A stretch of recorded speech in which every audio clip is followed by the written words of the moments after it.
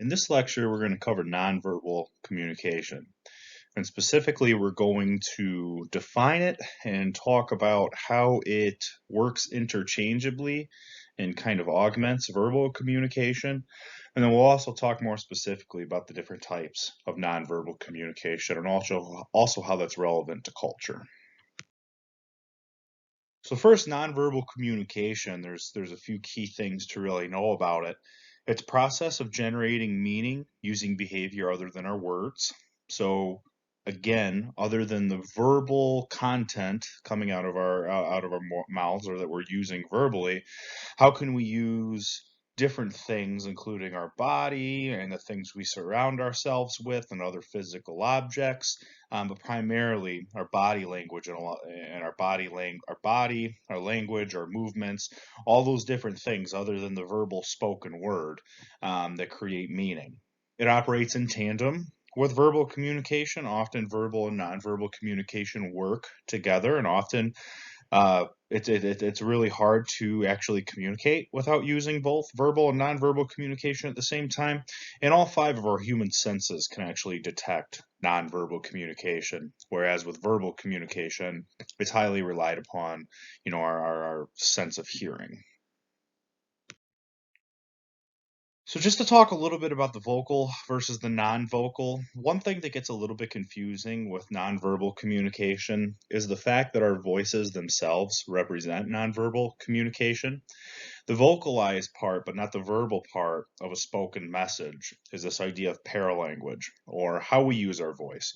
And when you look at the little chart here, it breaks down verbal communication and nonverbal communication. For verbal, the vocal are the spoken words, the actual content, the actual syntax, the symbols that are being kind of disseminated when communicating. With nonverbal communication, the vocal is paralanguage, which again refers to thinking about how we use our voices. It's the pitch, it's the volume, it's the speaking rate, whether you're talking really, really, really, really, really fast or really, really, really slow. All of those things represent the vocal components of nonverbal communication. The non-vocal versions of verbal communication would be things like writing or sign language, because it's still communicating some sort of content, and it's actually similar to like the spoken word. Whereas the non-vocal for nonverbal communication are our body languages. So with nonverbal communication, we can really think about, again, how we use our voice, the ways in which we have inflections, change our rate, change our volume, change our tone, all that kind of stuff. It kind of relates to that classic phrase of it's not what you said, but the way you said it. Well, the way you said it is paralanguage, and that's how we use our voice for nonverbal ways. And then the other kind of large category of nonverbal communication are our body languages, like our gestures, our facial expressions, eye contact, all the things that we do with our bodies to communicate meaning in some way. Some key principles to kind of guide us through nonverbal communication. Keep in mind this helps us decipher meaning.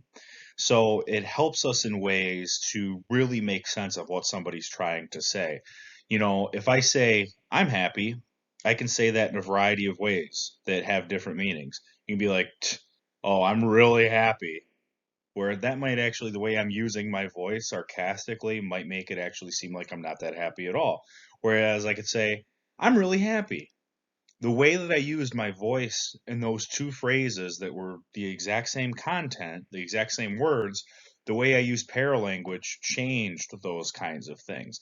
If I'm walking past somebody and I say, hey, and I wave, the person receiving the hey and the wave has both the wave and the words coming out of my mouth to make meaning of what I'm trying to communicate. Nonverbal communication is much less voluntary than verbal communication. And what I mean by that is we have a lot more control over our verbal communication and the words that we're saying compared to our nonverbal actions. We have much less control over them because they're nonstop. Even if we're sitting in a group of people and we're not talking, we're not verbally saying anything, we're making that cognizant effort to not say anything, we're still present. And whether we mean to or not, our face is going to have some kind of expression on it.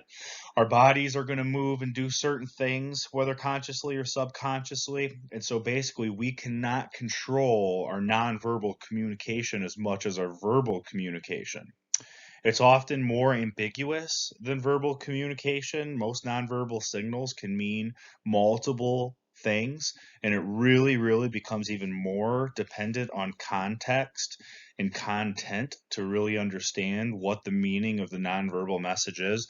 And nonverbal communication is much harder to fake than verbal communication. It's easier for us to say something and not mean it, or say something and embellish it, or play or downplay it, or whatever.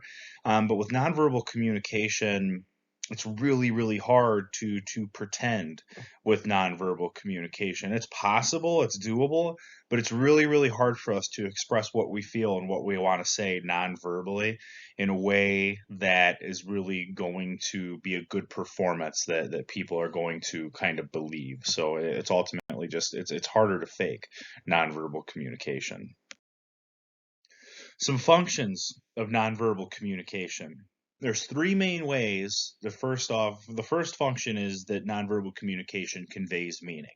It influences the meaning of our message. When we do certain things nonverbally with our verbal messages, it really helps the meaning of what we're trying to say get across to people in more concrete ways. But there's three main ways that it conveys meaning. It can reinforce, it can substitute, or it can contradict.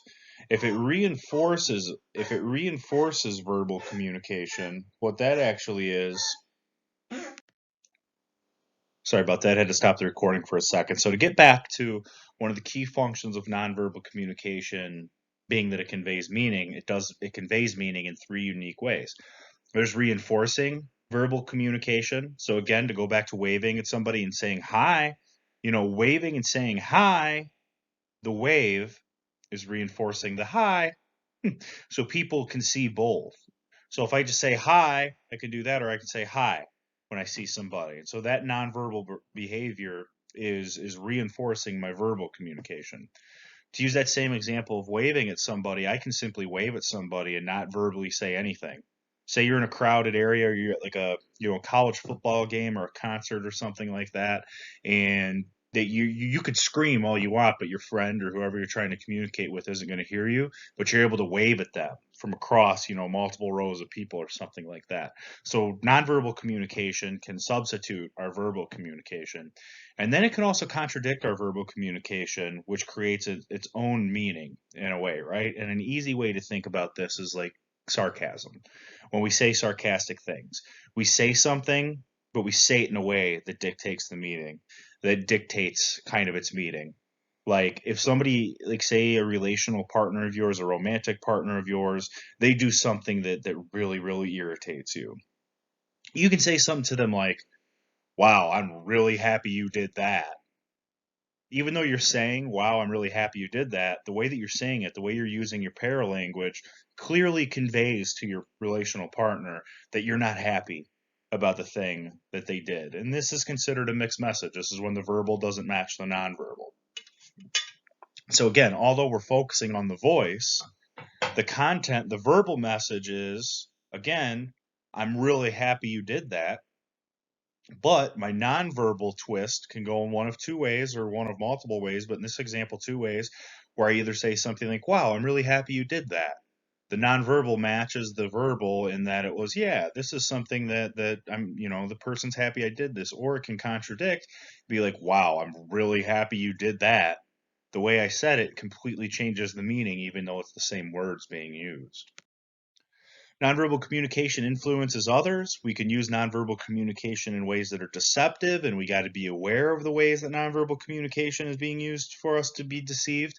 Eye contact plays a big role in this. Our body language plays a big role in this. This all influences really how we kind of are deceptive or are being deceived. We can really pick up on nonverbal cues with this. And nonverbal communication regulates conversations. And what I mean by this is if we look at conversations as a dance, we don't really use our verbal messages to regulate the conversation. So let me pretend I'm person one and I'm person two, and I just started a conversation. So person one would go like this. Hey, how are you doing? I'm done communicating now. It's your turn to talk. And then person two would be like, oh, I'm doing well. I'm done communicating now. It's your turn to talk. That's not how we do conversations, right? We don't verbally say, I'm done, it's your turn. We pick up on nonverbal cues, whether that's a pause in our speaking where we stop talking and we let the other person know it's their turn to talk. Again, that's paralanguage. Or we, ask a question and then pause and wait for a response. We really use nonverbal communication to regulate conversations. And sometimes we can do this with facial gestures. We can do this with eye contact. We can do this in a variety of ways. But nonverbal communication really is the regulator when we're having conversations with folks. Nonverbal communication affects our relationships, and the biggest takeaway for this is in order to have successful interpersonal relationships, we need to be able to encode and decode nonverbal communication in order to relate to one another.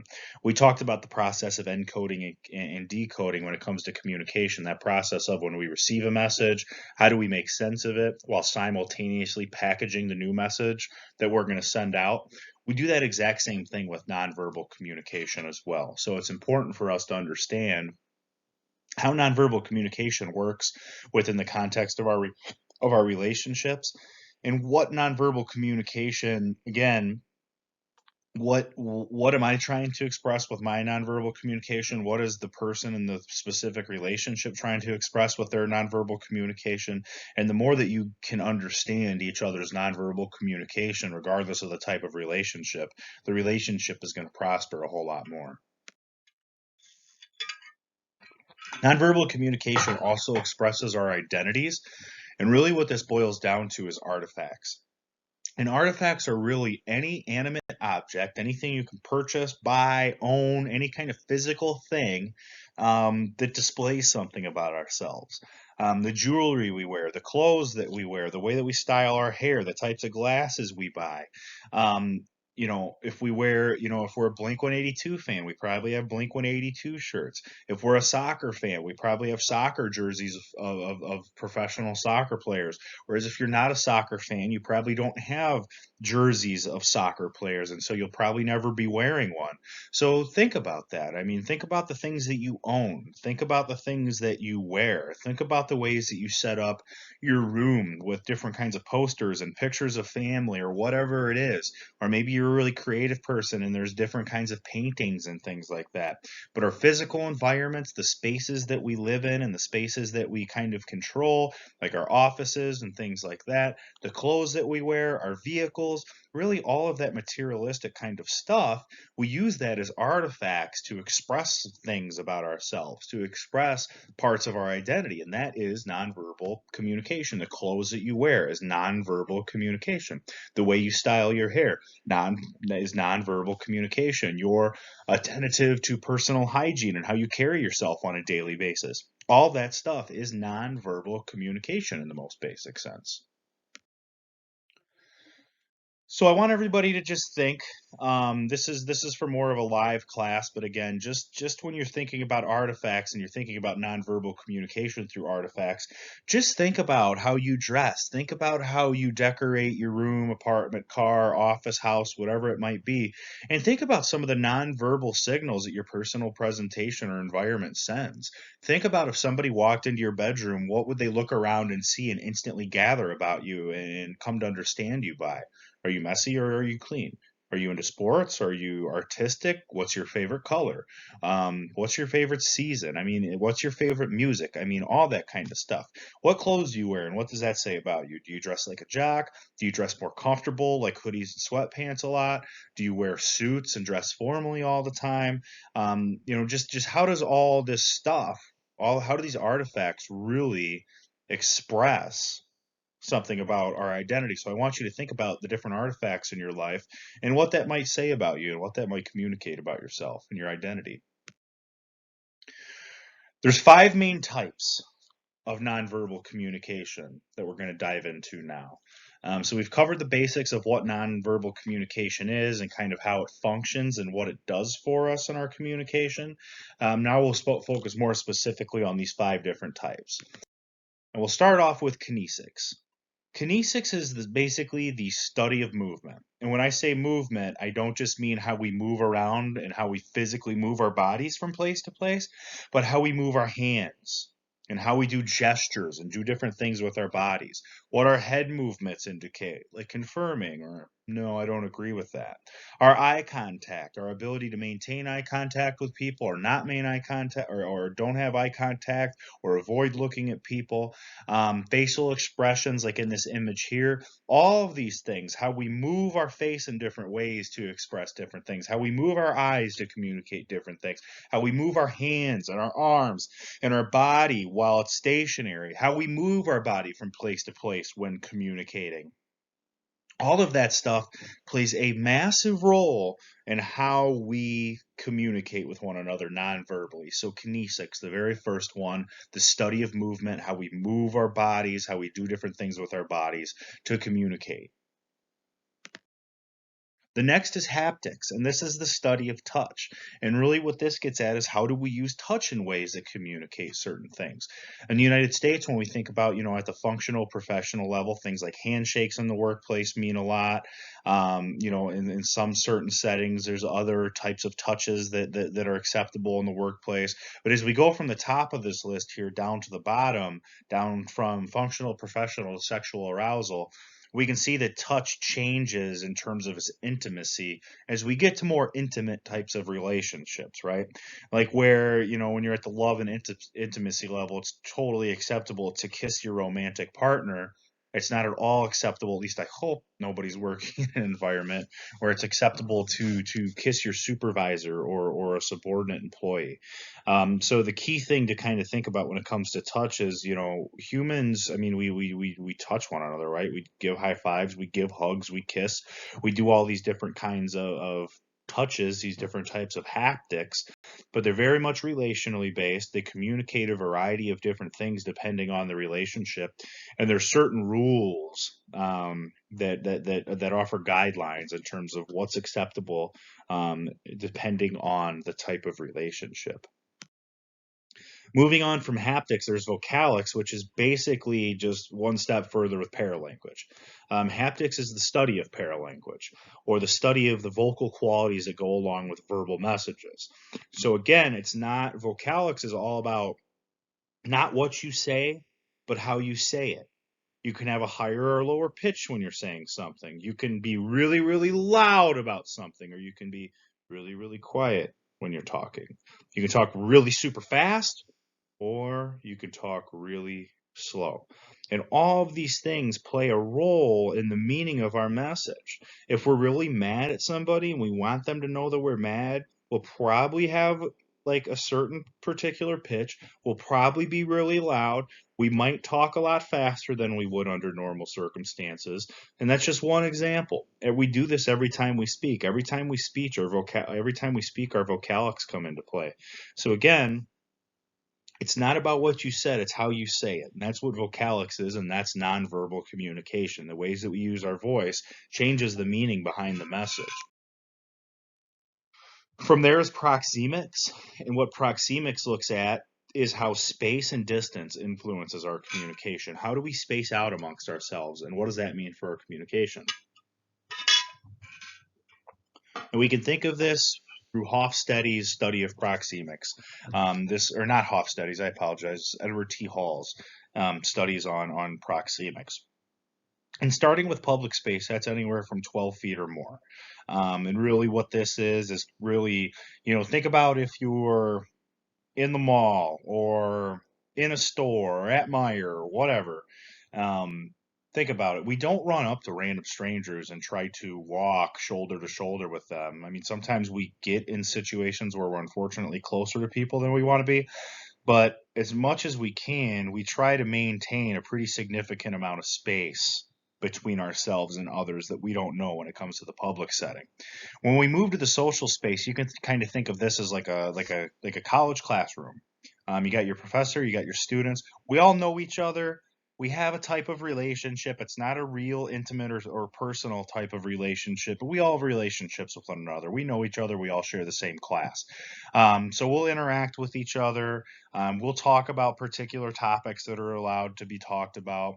We'll get closer to one another, but we're probably never going to be in a setting where we're like hugging or anything super weird and uncomfortable. But we'll get closer and have conversations and look at each other's work and do stuff on whiteboards together or whatever. So moving on from social, then personal. This is at 1.5 to kind of 4 feet, and this is really you're getting more to like your friends and your family and people that are really close to you. You know, sitting on a couch next to somebody, spending time in those kinds of settings, maybe teammates on a particular sport or whatever. And then the intimate space, that's, 0 to 1.5 feet. This is our closest friends and intimate partners. So no stranger, think about it. How many strangers do you ever interact with and you're like 1.5 to 2 feet away from?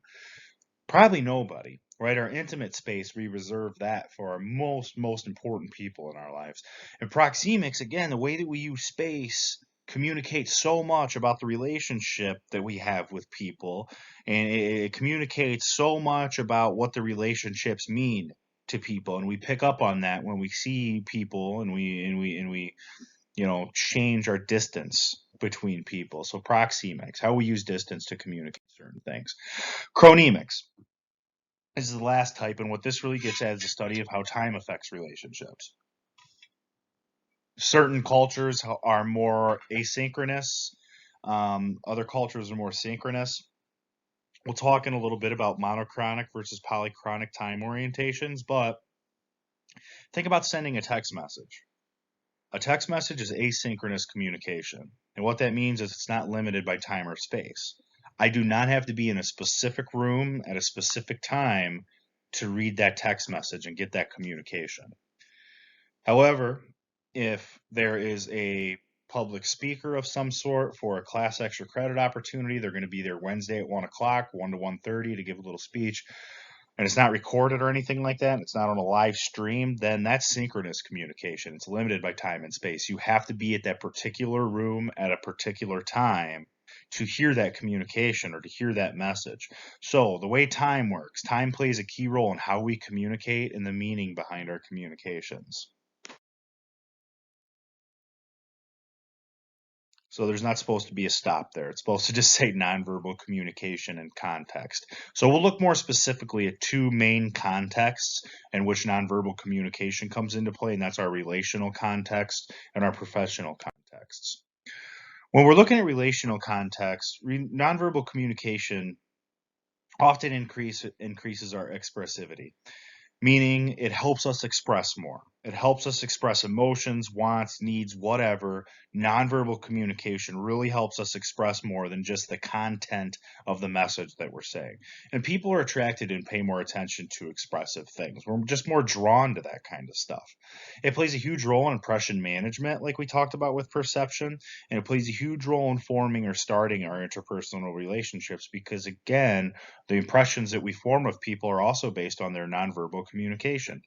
And our nonverbal communication also plays a huge role in how we maintain our interpersonal relationships.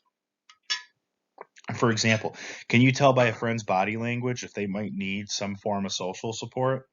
Maybe you have a friend that's not verbally telling you what's wrong, but you can tell by their nonverbals on a certain day. They're more kind of restricted to themselves. They're not making eye contact. They're just acting weird and fidgety and kind of cagey. Again, our nonverbal communication plays a big role in how we maintain our relationships and interpret the communication from one another. When we look at nonverbal communication in professional relationships, it's a little bit different, but still really the same in a lot of ways. It's important to understand our nonverbal communication, which within these professional relationships, because going back to mixed messages, this can result in really negative effects on job satisfaction. We also need to look at how this could relate to job productivity. In certain jobs, the more aware you are of your nonverbals and the better you are with your nonverbals in terms of communicating them in a way that you want to, you could increase your job productivity. And it can also ultimately just create a better working climate. You can build stronger rapport with people. You can feel more comfortable with people. You can know the rules of what's allowed and not allowed more comfortably. So it's important that we understand our nonverbal communication within the context of our professional relationships for a variety of reasons. So now we're going to talk a little bit about nonverbal communication and culture because, like communication in general, it varies amongst cultures, but nonverbal communication specifically varies greatly amongst cultures. When we think about kinesics, um, I'll show this little video.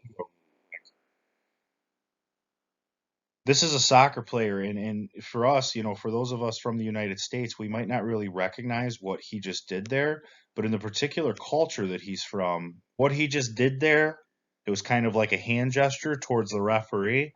That'd be like us giving a finger, like flipping the bird to a referee.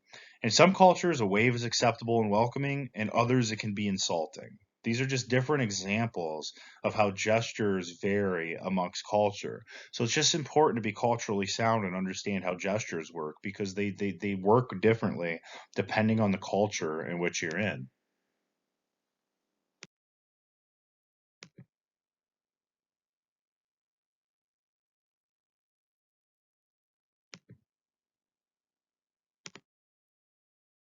Yeah, sorry about that. Had some more technical difficulties. But moving on from that, we're talking about haptics and vocalics now. And haptics, again, touch, this differs across culture because there's different understandings of what touch means across culture. In high contact cultures like the United States, we expect things like long handshakes when we meet somebody. Whereas low contact or non contact cultures, such as Germany, when you shake somebody's hand, it's like a one or 1-2. Whereas in the United States, you might sit and shake somebody's hand for a good 10 or 15 seconds before you stop shaking hands. So haptics, how touch works, is very different in a variety of cultures. Vocalics, the way we use our voice, this also varies across cultures. When we talk about proxemics, the way we use space varies across culture. Again, in more high contact cultures like the United States, we're a little bit more comfortable with close contact with people or being in closer space with people. Whereas, places like Japan that are more collective and more non-contact cultures, they prefer more space amongst themselves in a variety of different settings. And also chronemics, the way that we study time. Some cultures are way more monochronic time orientation, meaning that when class starts at 1 o'clock, everybody's expected to be here at 1 o'clock, ready to go at 1 o'clock. Whereas a polychronic time orientation is like, yeah, we say 1 o'clock, but if it takes until 1:15 for everybody to get here, we'll start then. So just very different time orientations and proxemics. So definitely read in the text what it says there. But just a couple other examples of how nonverbal communication varies amongst cultures. And now, nonverbal communication and gender is also very different. I'm not going to go into everything in great detail here, but just understand that nonverbal communication is very gendered. When we think about gestures, women often use gestures more than men in conversations, but men tend to use larger or bigger or more animated gestures in conversation. Eye contact, women often make more eye contact than men when having conversations.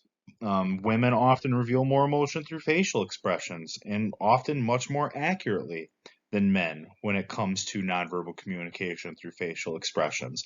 Women are socialized to have more of a vocal variety than men. Men are socialized to take up more space than women. I mean, this list goes on and on and on and on. But what's important for you to know is just the fact that nonverbal communication has gendered norms, it has gendered rules associated with it, Men and women are socialized to practice nonverbal communication from the time we're born, till the current day that we're living right now. Men and women are socialized in very different ways in terms of what's acceptable and what's not acceptable when it comes to our nonverbal communication. Some of these things are fine and acceptable. Other of these things can be very kind of damaging and marginalizing for people. So it's not only important that we're aware of how our nonverbal varies, across the genders, but also what's important for us to pay attention to, and how can we create more of an equal kind of society when it comes to creating those norms and expectations for nonverbal communication across gender.